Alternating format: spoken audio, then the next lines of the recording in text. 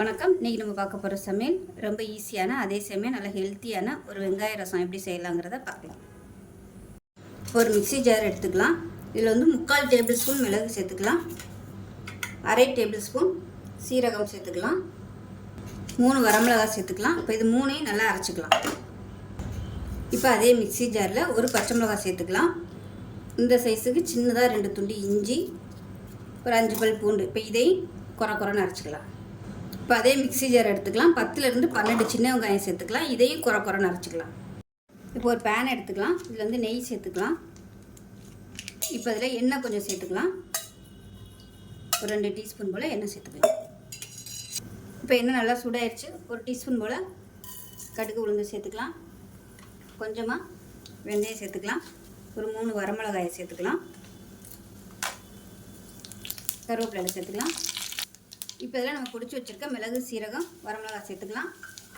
அது கூடவே இடித்து வச்சுருக்க பச்சை மிளகா, பூண்டு அதையும் சேர்த்துக்கலாம்.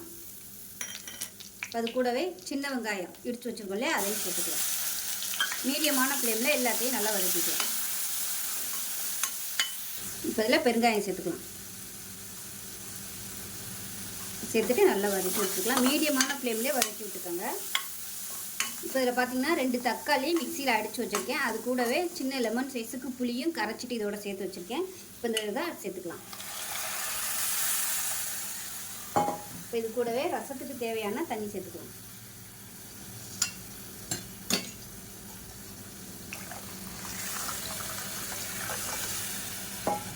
இப்போ இதில் பருப்பு கரைச்சி வச்சுருக்கேன். அது வந்து ஒரு 1/4 கப் அளவுக்கு சேர்த்துக்கலாம். சேர்த்துட்டு கலந்து விட்டுக்கலாம்.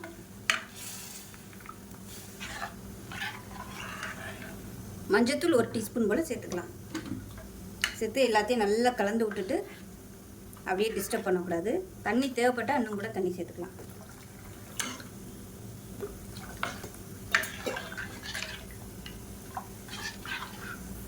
இப்போ எல்லாமே நல்லா கலந்து விட்டாச்சு. அப்படியே கொதிக்கட்டும். அப்படியே நுர கட்டி வரணும். இப்போ பாருங்கள், நல்லா அப்படியே நுர கட்டி வந்துருச்சு. இந்த ஸ்டேஜில் அமர்த்திடலாம். அமர்த்திட்டு உப்பு சேர்த்துக்கோங்க. தேவையான அளவுக்கு உப்பு சேர்த்துட்டு நல்லா பொடியாக நறுக்கின கொத்தமல்லி இலையும் சேர்த்துட்டு அப்படியே மூடி வச்சிடலாம். இருக்குன்னு பார்க்கலாம்.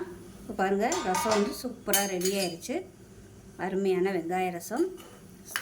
குறைவான சாதத்துக்கு இந்த வெங்காய ரசம் ஊற்றி சாப்பிட்டிங்கன்னா சூப்பராக இருக்கும். செஞ்சு பாருங்கள். செஞ்சு பார்த்துட்டு எப்படி இருந்துச்சுங்கிறத சொல்லுங்கள். வீடியோ பிடிச்சிச்சின்னா லைக் பண்ணுங்கள், கமெண்ட் பண்ணுங்கள், சேனலை சப்ஸ்கிரைப் பண்ணுங்கள், பக்கத்தில் பெல் பட்டனையும் ப்ரெஸ் பண்ணுங்கள். நன்றி.